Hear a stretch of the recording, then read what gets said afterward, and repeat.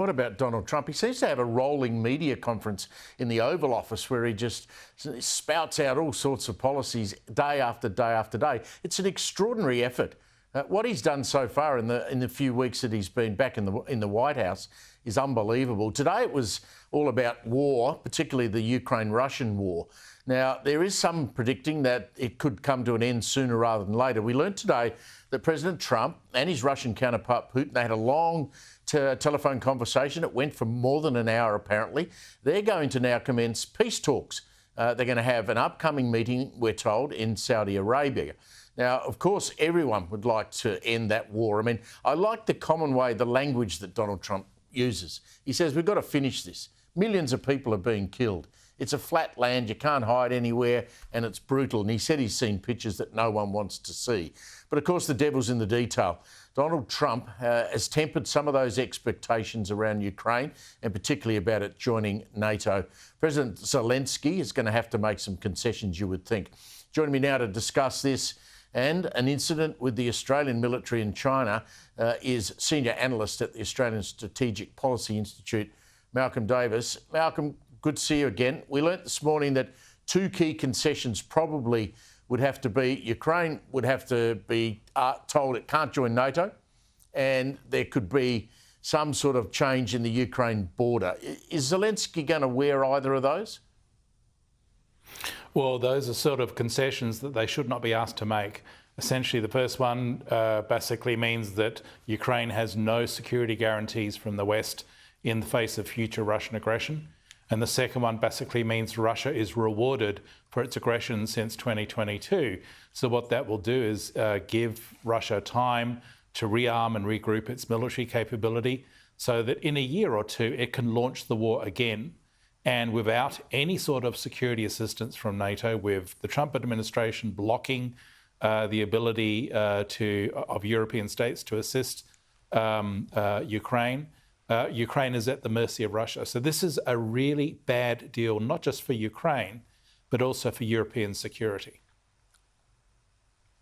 I saw Alexander Downer, our former foreign minister, on with Chris Kenny before us tonight, and he prosecuted the argument that perhaps the Americans could put up their own guarantees to Zelensky, that America would be their protector rather than wider NATO. Is that a possibility? No, I mean, it's very clear coming out of the Trump administration that America is washing its hands of Ukraine, basically pulling the rug out from under them.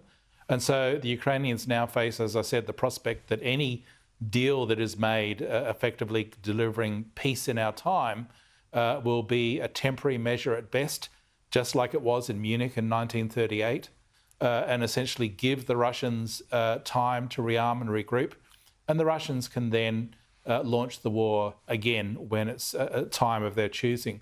But worse, what it does is it sends the signal to Moscow that the US no longer has a willingness to support NATO. And Hegseth basically made that clear in his statement at NATO today, where he said the US is no longer the primary security guarantor of NATO. And so that will only embolden Putin to be more aggressive and more provocative, potentially directly attack NATO itself.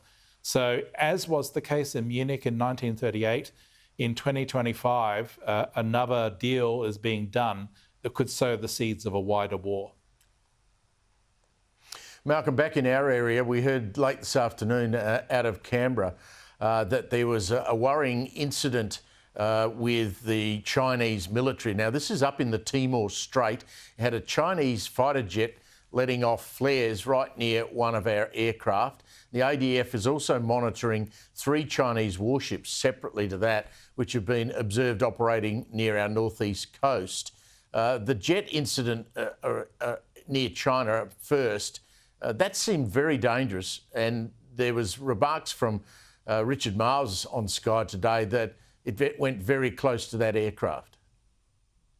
Exactly. That Chinese fighter, a J-16, was within 30 metres of our Poseidon maritime patrol aircraft. It released flares, and if those flares had gone into the intakes of the P-8's engines, it could have exploded the fuel in the aircraft, destroying the aircraft and killing all on board. And a P-8 usually has between 12 and 16 people on board. So that Chinese fighter aircraft put the lives of those Australian citizens, those Australian servicemen and women at direct risk. And it did it deliberately, because there is no way that that Chinese pilot would have accidentally released those flares. That pilot knew exactly what they were doing, and it was an attempt to intimidate Australia through a direct action against our military. What about these 3 naval vessels from China that have been sailing through the Timor Sea and are off the northeastern coast of Australia? That's not unusual, but obviously we need to keep an eye on them.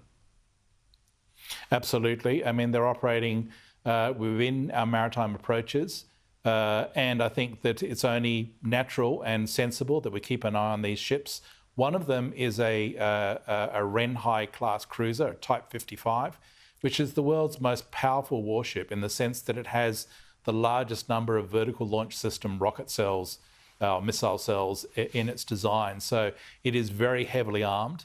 It's operating very close to Australia in terms of its ability to gather intelligence and support operations. And so I think it's quite sensible for the Australian Defence Force to deploy air and naval assets just to keep an eye on that flotilla of ships to make sure that they don't come any closer, particularly that they don't intrude into our territorial waters, which extend out to 12 nautical miles. Malcolm, it was good to catch up with you. Thanks a lot. I'll talk to you again soon.